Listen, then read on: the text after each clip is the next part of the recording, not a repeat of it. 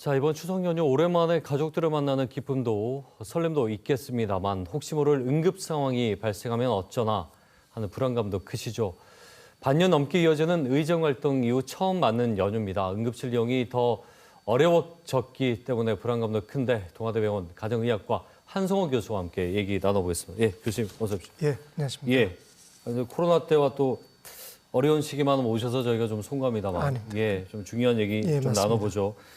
응급실을 축소하거나 아예 휴진하는 병원이 생긴 상황인데 부산 그 동아대병원은 이 지역에 또 권역 응급의료센터지 않습니까? 지금 상황이 어떻습니까? 동아대학교 병원의 경우에는 응급실에 근무하는 의사의 수가 원래 17명이 있는데요. 현재는 5분이 근무하고 계시고요.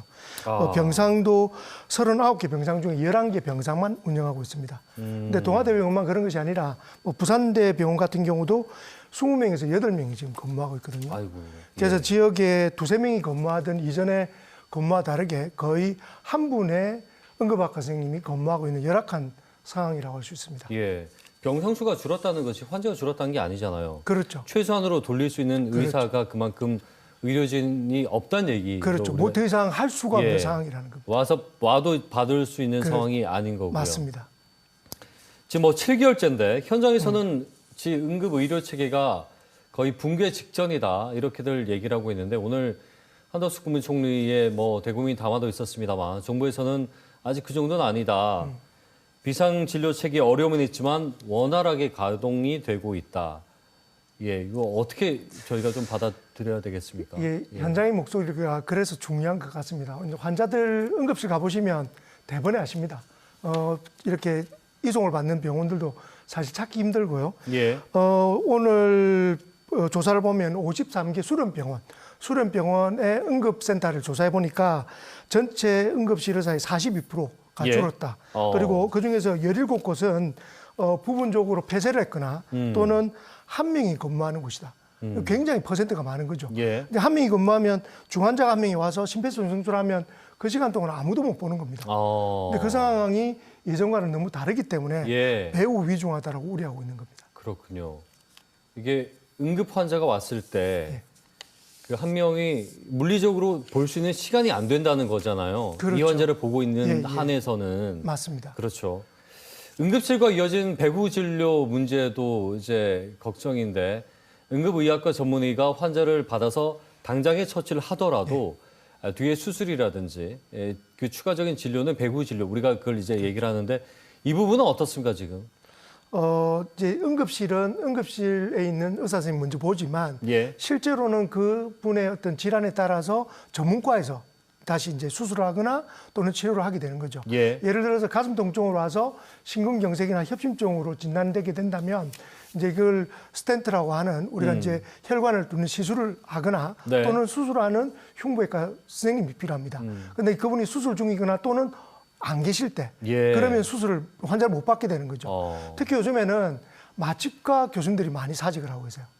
그래요. 예, 그러면 마취를 할 의사가 없으면 결국은 수술방을 많이 열 수도 없습니다. 모든 수술에는 마취과 전문의가 예, 무조건 있어야 되죠. 되는 거잖아요. 그렇기 네. 때문에 이런 배후 진료가 무너지는 것이 가속화하고 있기 때문에 이전에 방송에서도 지금 지역 의료가 무너지고 있다는 얘기는 제가 수차례 얘기했지 않습니까? 예. 이런 상황들이 너무나 가속화되고 있기 때문에 응급의료 전체의 고리가 정말로 무너졌다라고 표현하는 것이 지금 현실입니다. 그렇군요. 예.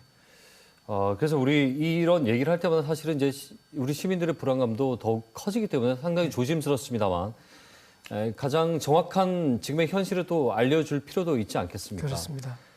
최근에 복지부 차관이 본인이 전화를 해서 병원을 알아볼 수 있는 상황이라면 그 정도가 되면 한마디로 그 경증이라고 생각하면 된다. 예, 이렇게 얘기를 해서 논란이 있었는데 응급 상황이라는 것은 경증이었다가도 급작스럽게 나빠지기도 하고 뇌혈관 질환 같은 경우에 그렇지 않습니까? 그렇죠. 경증과 중증 이게 본인이 최소한 좀 분간을 하는 것이 가능합니까? 오늘 진료에서도 환자분이 저보고 그 복지부 차관님 의사 출신이 아니시냐고 묻더라고요. 네. 사실 그분은 경영학 경작을 전공하신 분입니다.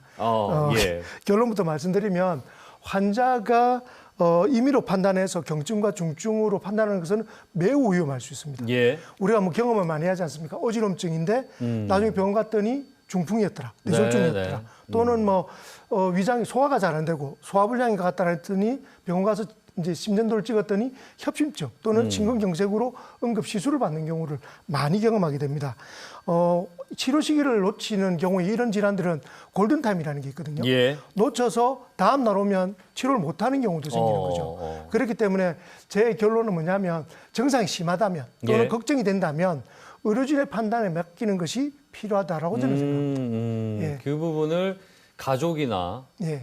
또는 뭐 스스로가 이전에도 이랬으니까 이렇게 판단하는 것은 매우 위험할 수도 있다는 그렇죠. 말씀이신 그렇죠. 거죠. 이제 그런 간단한 증상도 결국은 중증으로 넘어가고 예. 시간을 놓치는 것이 그래서 이제 응급의료 체계가 중요하다는 것은 예. 뭐 누누이 강조도 아주 중요한 것이 그건 생명이니까요. 정부가 추석 연휴 때 대형병원 응급실을 방문한 경증 환자의 이 진료비 자부담을 90%로 예.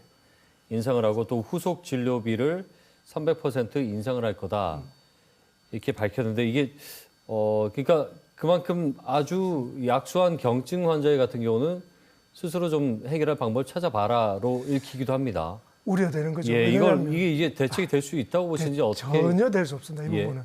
물론 답답한 마음은 이해합니다. 그렇지만 만약에 경증으로 나중에 이제 배가 너무 아파 위경련으로 왔는데 예. 이제 주사를 맞고 좋아진 거예요. 근데 너무 아파서 왔어요. 근데 좋아졌는데 결국 경증이에요. 예. 그럼 이제 수납에 가서 진료를 끝나고 난 뒤에 90%를 본인 부담을 해라. 예. 그러면 수납에서 난리가 납니다. 많은 다툼이 실제 일어나고요. 네. 응급실은 아파서 왔는데 예. 나보고 이 정도를 대라고 하는 문제가 생기는 거죠. 이 시작이 결국은 의료비를 낮추다고 한다는 부분에서 결국은 부담을 넣는 쪽으로 간다는 게 안타까울 따름입니다. 이게 병원 운영 측에 또 이 직접적인 지원을 할 수 없으니까 이런 형태로 뭔가 좀 경영상에 좀 더 나은 환경을 위해서 좀 이렇게 비용을 그건 상관이 없는 상관없죠. 이건 본인 부담의 개념이기 예. 때문에 그렇고 오히려 환자분들은 본인 부담 많이 하기 때문에 불만이 많으시겠죠. 수가는 똑같은데 수가는 환자 똑같은데. 부담만 높아지는 그런 구조인 거죠. 어제 예. 최근에 그 3.5배 정도의 진료비를 올려주겠다 했거든요. 네. 이게 굉장히 큰 돈 같은데 실제로는 올린 돈이 인상한 돈이 응급실 기준으로 접수 진료비가 15,000원, 의원은 3,000원입니다. 아, 그러니까 그래요? 엄청난 돈을 예. 올린다고 이야기하는 마치 이제 세배라는 예. 말이 그렇지만 실제를 보면 아니라는 거죠. 그러니까 사실 진료하는 의사분들 입장에서는 굉장히 자존심이 상하는 그런 상황이 좀 되도록이처럼 되풀이되고 예. 있다고 생각합니다. 그러니까 이것은 이제 정책의 실용성에 대한 부분을 의구심을 갖게 하는 대목이기도 하네요. 그렇죠. 예. 정부가 군의관을 지금 파견을 하고 있고 또 추가로 늘린다는 얘기도 하고 있는데 여러 기사들이 나옵니다. 무용론까지 확산돼 보니 왜 그렇습니까? 이 군의관들이 오시더라도 이제 자기가 전공에 따라서만 환자를 볼 수밖에 없습니다. 예. 소위 말해서 트럭을 모는 분들이 갑자기 헬리콥터를 몰 수 없듯이 예. 사실은 또 이게 책임까지 있지 않습니까? 갑자기 파견을 해서 익숙하지 않은 환경에서 책임까지 절하는 것은 굉장히 의료 현장에서 말도 안 되는 이야기예요. 예. 그래서 원대 복귀를 했더니 근무지 이탈이라고 또 처벌하겠다고 했다가 번복하는 경우도 있었거든요. 예. 사실 이런 부분들은 좀 이런 부분 때문에 오히려 군병을 책임지는 군의관들이 빠져서 군인들이 오히려 이게 의료 공백이 생기기 시작했고 그쪽에 이제 부재로 문제가 생기고 있죠. 그리고 근데 지역 의료의 농어촌 같은 경우 더 심각한 상황이 생겨서 예. 이건 더 큰 또 알겠습니다. 문제를 만들고 있습니다.